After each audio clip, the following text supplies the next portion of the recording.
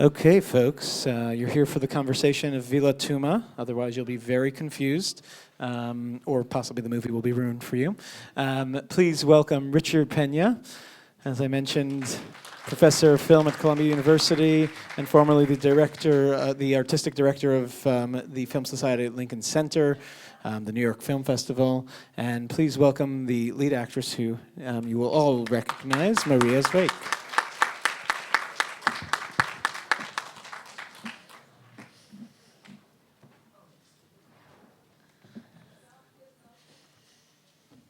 Okay. First of all, welcome. Thank you. Maria, tell us how you first got involved in the project. First of all, I started acting at the age of 11 or 12 at the theater. And at the age of 17, I got my first audition for Peter Kosminski's BBC project called The Promise. And then I got real smart parts in local and international productions. And Villa Touma was my first leading role. That's it. I've learned a lot from Suha and my co-actresses. That's it. What did you think when you first read the script? I think Suha brought something new to the film industry. It was something really new. We didn't see that before. Mm-hmm. It was exciting, challenging. Even though your performance is so wonderful, it very much is an ensemble piece. I mean, all four of you obviously had to work together. Could you talk about that process of working with the three other actors? Yeah, first of all, it was amazing. I've learned so much from them. As for me, it was my first leading role, but they were amazing. I mean, I was like, okay, can I do this really? I mean, they're all professional, and I was like, okay. I was a little anxious, and I'm afraid. But they helped me a lot. I mean, each and every scene we worked together, and every little thing I asked them, and they really did help me, which I'm grateful, really grateful. It was great. Did you play it very much as it was written, or were there every times that you all brought things to it? I'm wondering, for example, were these characters that any of you based on people that you knew, or were these people that you pretty much had to make up? I think that the movie is a little bit exaggerated, but there are these kind of people. Absolutely, yeah. The film is not precise about a date. Do you think it's a film that could take place in 2014? Yeah, I think it's an international story. You could find it anywhere. So yeah, it's some kind of Romeo and Juliet kind of story. So yeah, you could find it anywhere. Mm-hmm. What was the reaction to the film in Israel, and in particular to the Palestinian community? It was screened 3 weeks ago at the Haifa Film Festival, and people really loved it. We were amazed. I mean, it's not a typical movie that everyone goes and watch it. I mean, it was something new, as I said. So yeah, me and Suha were really amazed that people were, oh my God, I mean, yeah, we had real great reviews. Was there any particular reaction from Palestinians towards the film that you were able to discern other than the general Israeli comments? No, not really. But yeah, everyone liked it. So yeah, we were really. One of the things when I first saw the film that struck me was I thought it was interesting how I thought Suha really used elements from kind of Gothic and even horror stories in the film. There's a certain almost haunted house feeling to the way she set it up. Was that something that you all worked with during the film? No, not really. No. No.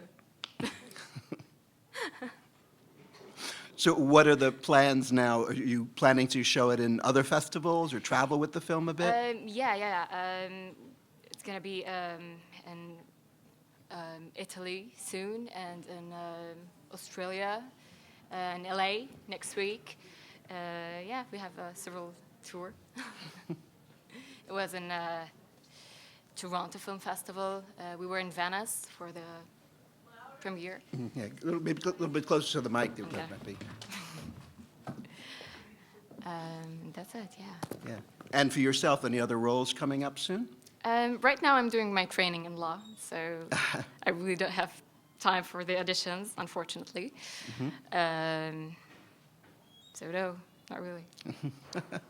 And what did you personally think about your character? Were there things about her that you grew to like, or things that you questioned, or how do you feel just as a modern woman looking at a character like this? I could really see myself in Badia. I mean, she's very sensitive and fragile. But on the other hand, she brings happiness to other people. She's a regular teenage girl. She wants to feel cherished, feel loved, and I mean, yeah. But she's stuck in this house with her aunts, and she wants to feel to belong to somewhere. I mean, but she can't find herself anywhere. I mean, not in the orphanage, not in this house. I was wondering if you had worked with Suha to create a kind of backstory in terms of who your parents were and sort of all of that, which is a little bit alluded to in the film, but not really not really spelled out for us.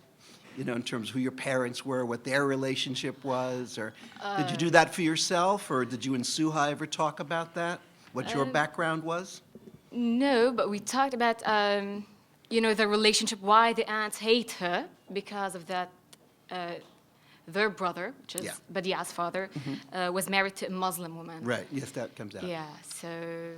But what was his story? I mean, you know, in terms of what he did in life or anything like none of that you kind of No. worked But on? I think they treated him as they treated Badia, so yeah, they neglected him and they hated him. And He was kind of the outcast in a way. Okay, absolutely. Okay. Well, let's get some questions from all of you. I'm sure there's plenty of questions here in the audience. Right back there, yes. Wait for the microphone if you would so we can... I'm just not clear. What was the point of the story? It just didn't make that much sense to me. What was the point, if there was one? Life, you know? I don't know. I think for the very first time we see a story about this group, which is the Christian aristocratic family in Ramallah. No other movie ever talked about this group of people, so I think Suha tried to mention and to make everybody see and understand that there is this group of people living in Ramallah and anywhere in the Middle East.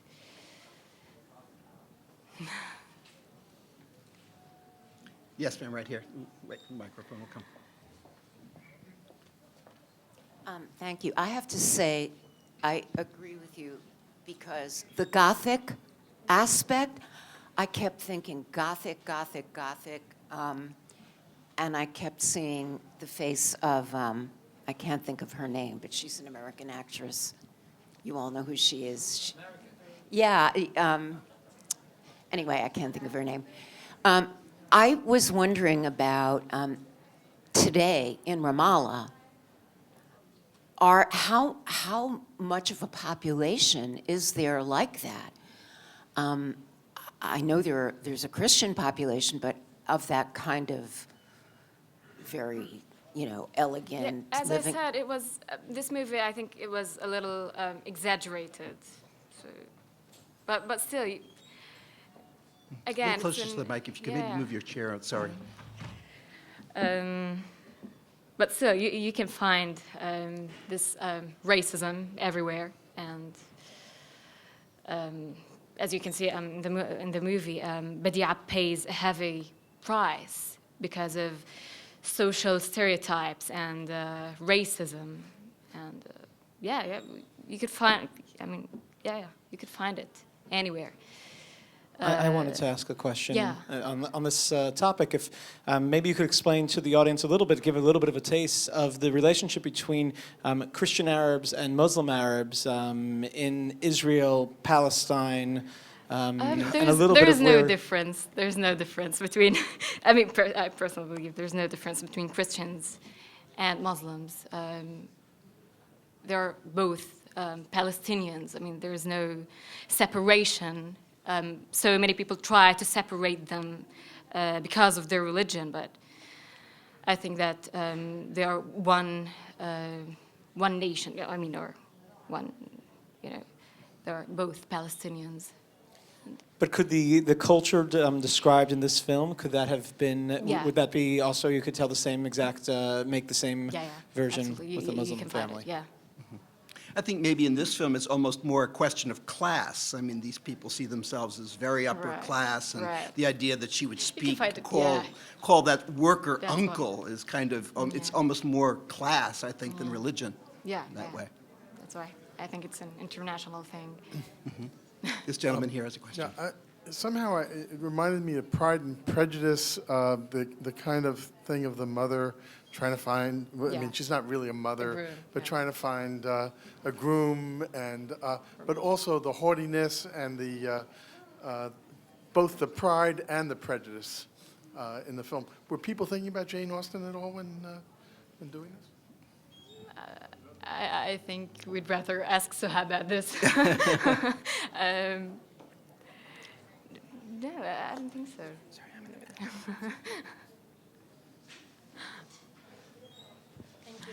Well, first of all, thank you so much. As a Palestinian, I'm very happy to actually see this movie, and I'm hoping that people that are here are also showing interest in learning more about the Palestinians inside Israel and in Thank you. occupied Palestine. I felt as a Palestinian that we're stranded after the war, and I am also born to a family that this is the feeling that we need to maintain whatever we can still maintain after the big loss that we have. My question is, how do you feel about the ending? I felt the ending basically left this baby who's gonna have no future, the same no future. And this is what made me feel a little bit sad, because I wanted, after talking about, our situation, maybe I'm so raised to Egyptian movies that at the end everybody gets, married and everything gets fine. And then Happy end. again, the ending leaves us with this feeling that, oh my God, there's more that is going to happen after this big loss, and people trying in this stranded situation to still find a meaning for their life after they left their land, they lost their status, they lost everything. And I, as a Palestinian, understand where they're coming from. And I want to ask you how you felt about the ending, and what do you feel about this ending? Me and Suha saw it as a happy ending. I think that when little Badi'a was born on Christmas Eve, it brought some hope that, okay, this is not going to stay like this. And when they switched their seats on the final scene, when the youngest sister was sitting on the head of the table, so we could see that, okay, now she's the leader in the house, and it gives you some hope that, okay, it's not going to stay like this. It gives you hope. By We're the gonna way, take- the actor who plays the youngest sister is Shireen Davis, who is a graduate of Columbia University's amazing. film program. Very proud of that. And Yeah. wonderful, wonderful filmmaker who made a film called Amrika, which Amrika. opened Which also several years ago. Nisreen Forward, And the The actor eldest, who played yeah. Juliet was the was the star of the lead film, role. lead Right. actor in the film. So right. it's a little provenance there. So always like to, We're going to take one last Do a little question plug. back here. yeah. Thank Speaking you. of Columbia Yati Kalafi. University, yeah. Had a couple of, one question was about the dialogue. You were like the main character, but also you had a lot less dialogue, and the dialogue was very kind of, it was very kind of an affected dialogue. So I was just wondering, how was it for you to interpret the dialogue? And my other question is just in general, there was no presence of Israelis in the film at all, even though it's in Ramallah, and the time frame is kind of kept ambiguous. I get that, but was that kind of a very deliberate decision on the part of the director that I mean, most of the film takes place in the house as well, but kind of this no Israeli. There was no. Actually, only one day we shot in Ramallah. The only it was yeah. The house took place in Haifa. Yeah. About the dialogue, I think Badi'a. It's only from inside. She brings because she's very sensitive and fragile. She expresses her feelings from inside. So. Or with her eyes. She doesn't have to speak to tell what she's really feeling. And this is what Suha really wanted. And yeah, that's it.